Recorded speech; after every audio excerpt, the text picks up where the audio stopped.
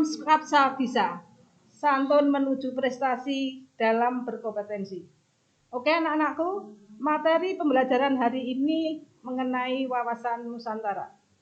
Karena negara Indonesia adalah negara kepulauan, antara darat dengan laut lebih luas lautnya, dan negara kita berbatasan dengan negara lain. Setelah pembelajaran hari ini, nanti kalian diharapkan bisa yang pertama mengetahui pengertian apa itu wawasan Nusantara, kemudian yang kedua menjelaskan apa saja yang menjadi asas wawasan Nusantara, dan yang ketiga menyebutkan unsur-unsur yang ada dalam wawasan Nusantara. Oke, langsung kita pada materinya. Oke, sekarang kita bahas yang pertama yaitu pengertian wawasan Nusantara. Apa itu wawasan Nusantara? Dari dua suku kata wawasan dan Nusantara. Wawasan itu berarti pandangan ke depan. Ya, nggak mungkin kalau kita memandang ke belakang, berarti ke depan tujuan apa yang kita inginkan. Ya. Kemudian Nusantara, ini tadi secara harfiah saja. Nusantara itu adalah wilayah kita yang terdiri dari beribu-ribu pulau, antara pulau satu dengan yang lain yang dihubungkan dengan laut. Kemudian sekarang kita bahas mengenai pengertian wawasan Nusantara menurut TAP MPR, yaitu TAP MPR tahun 93 dan 98. Dalam GBHN, apa itu wawasan Nusantara? Yaitu cara mengutamakan persatuan dan kesatuan bangsa dan kesatuan wilayah dalam penyelenggaraan kehidupan bermasyarakat dan bernegara untuk mencapai tujuan nasional.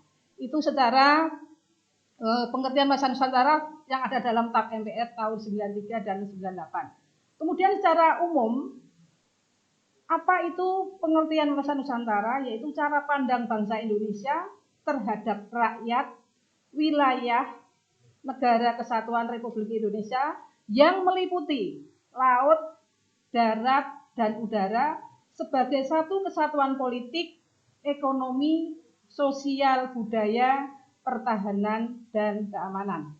Oke anak-anak, sekarang kita bahas satu persatu dari tujuan yang ingin kita capai tadi, yaitu yang pertama mengenai pengertian wawasan Nusantara. Wawasan Nusantara menurut definisi yang ada dalam TAP MPR tahun 1993 dan 98. Mengapa dalam yang saya tunjuk dalam TAP tersebut? Karena dalam TAP tersebut membahas tentang GBHN. Di dalam GBHN ada definisi wawasan Nusantara yaitu mengutamakan persatuan dan kesatuan bangsa dan kesatuan wilayah dalam penyelenggaraan kehidupan masyarakat berbangsa dan bernegara untuk mencapai tujuan nasional. Sedangkan tujuan nasional ini terdapat dalam pembukaan UUD 45 alinea keempat. Kemudian secara ada dua kata di sini dari wawasan dan Nusantara. Apa itu masing-masing pengertiannya? Nah, ini wawasan berasal dari kata mawas yang berarti adalah pandangan, tinjauan, atau penglihatan indera. Berarti kita melihat itu arahnya ke depan. Kemudian dari kata mawas inilah berarti cara pandang, cara tinjau, atau cara melihat kita. Sedangkan Nusantara berasal dari kata nusa yang berarti pulau. Dan antara yang berarti diapit di antara dua hal. Ini. Pengertian wawasan Nusantara, kalau kita simpulkan berarti cara pandang bangsa Indonesia terhadap rakyat, wilayah, negara kesatuan Republik Indonesia yang meliputi laut, darat, udara sebagai satu kesatuan politik, ekonomi, sosial, pertahanan, dan keamanan. Kemudian kita lanjutkan yang kedua yaitu asas dari wawasan Nusantara. Yang pertama asas kepentingan umum.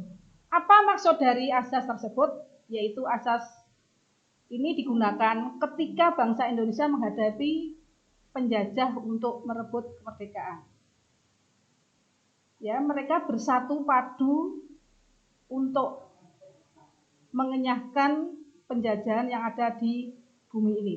Tetapi setelah merdeka, asas ini dijadikan yaitu untuk membangun dan mengisi kemerdekaan, guna mewujudkan tujuan nasional yang tertuang dalam pembukaan UUD 45 alinea keempat. Antaranya yaitu melindungi segenap bangsa Indonesia dan seluruh tumpah darah Indonesia, memajukan kesejahteraan umum, mencerdaskan kehidupan bangsa, dan ikut melaksanakan ketertiban dunia. Itu adalah asas kepentingan bersama. Kemudian yang kedua adalah asas keadilan, yaitu cerminan dari tata pergaulan dengan tidak merugikan pihak manapun dan tidak mengutamakan kepentingan pribadi ataupun golongan. Ya, di sini maksudnya kepentingan negara itu di atas segala-galanya. Apalagi sekarang dalam pandemi yang corona yang seperti inilah, kita harus bersatu padu untuk supaya kita bebas dari corona ini. Kemudian yang ketiga, asas kejujuran, yaitu asas yang mencerminkan semua perbuatan sesuai dengan kenyataan dan hukum yang berlaku. Kalian tahu sendiri, sekarang banyak para pejabat yang tidak jujur sehingga mereka dikenakan dengan pasal-pasal sesuai dengan undang-undang yang berlaku, yaitu mengenai korupsi. Dan banyak juga contoh-contoh yang lain yang ada di sekitar kamu. Yang keempat, asas solidaritas, yaitu asas saling memahami dan saling menghargai antar sesama dengan tidak membedakan suku, ras, agama, dan golongan. Istilahnya yaitu solidaritas di sini adalah kesetiakawanan. Ya, kalau kawannya merasakan sakit, kamu juga merasakan sakit. Kalau kawannya bahagia, kamu juga ikut bahagia. Kemudian yang selanjutnya asas kerjasama, yaitu menerapkan kebersamaan, gotong royong, dan saling membantu. Ingat, kita tidak hidup hanya di dunia ini hanya ada negara Indonesia, tapi kita juga bekerja sama, saling membantu dengan negara-negara lain. Kalau kita beri contoh sekarang adalah pandemi corona tidak hanya di Indonesia tapi di seluruh dunia. Ya, kita saling kebersamaan ini. Yang selanjutnya adalah asas kesetiaan, yaitu setia terhadap kesepakatan yang sudah dibuat bersama.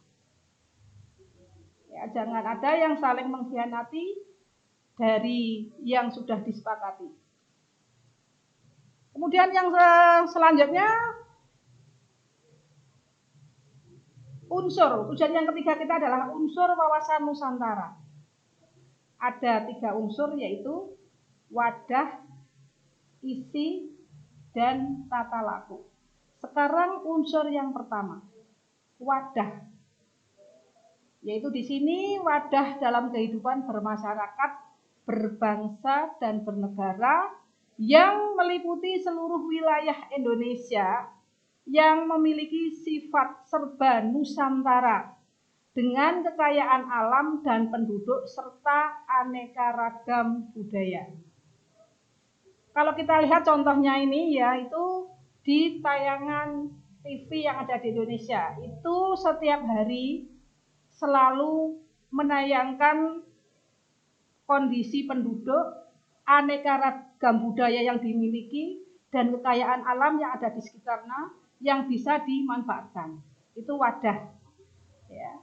Yang kedua adalah isinya, isi wawasan Nusantara, yaitu aspirasi bangsa Indonesia yang berkembang di masyarakat dan cita-cita serta tujuan nasional yang terdapat dalam pembukaan Undang-Undang Dasar 1945. Dalam isi ini dijelaskan yaitu aspirasi kita, cita-cita kita. Tadi di awal sudah saya bahas ada 4 tujuan nasional. Sekarang berarti kamu bagaimana cara untuk mengisi negara yang sudah merdeka ini sesuai dengan tujuan yang ada dalam pembukaan UUD 45.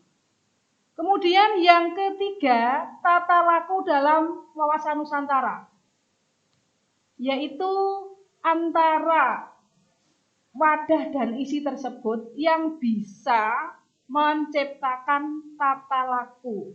Nah, Tata laku di sini ada tata laku batiniah dan tata laku lahiriah. Tata laku batiniah ini mencerminkan jiwanya, semangat, mentalitas yang baik dari bangsa Indonesia. Kalau kita lihat dan kita beri contoh banyak sekali dari tata laku batiniah. Banyak para pemuda yang sudah bisa menguasai iptek dan ini bisa berguna bagi orang lain. Contohnya dalam ruang guru. Nah, dalam ruang guru itu, aplikasi ruang guru tersebut, apalagi dalam kondisi seperti ini, itu sangat bagus untuk pembelajaran kalian. Apalagi sekarang ruang guru sudah disediakan untuk SMK. Kalau tahun kemarin, ajaran kemarin, SMK tidak ada. Silahkan mungkin kamu bisa untuk bergabung di dalamnya. Yang kedua, tata laku lahiriah, cerminan tindakan perbuatannya, perilaku bangsa Indonesia.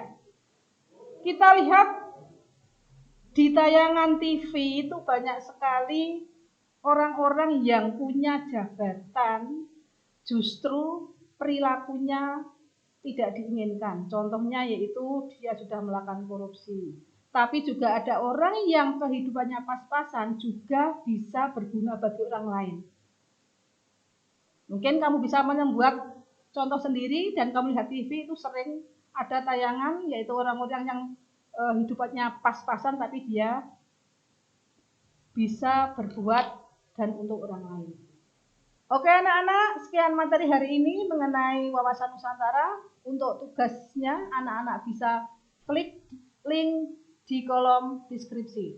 Dan sampai bertemu kembali di pertemuan berikutnya dalam materi kedudukan, fungsi, dan tujuan wawasan Nusantara.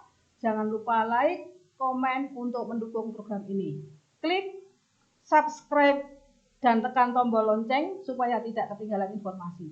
Dan share jika video ini bermanfaat untuk orang yang kalian sayangi. Sekolah berbudaya industri dan berkarakter wirausaha menjadi idola sekediri raya.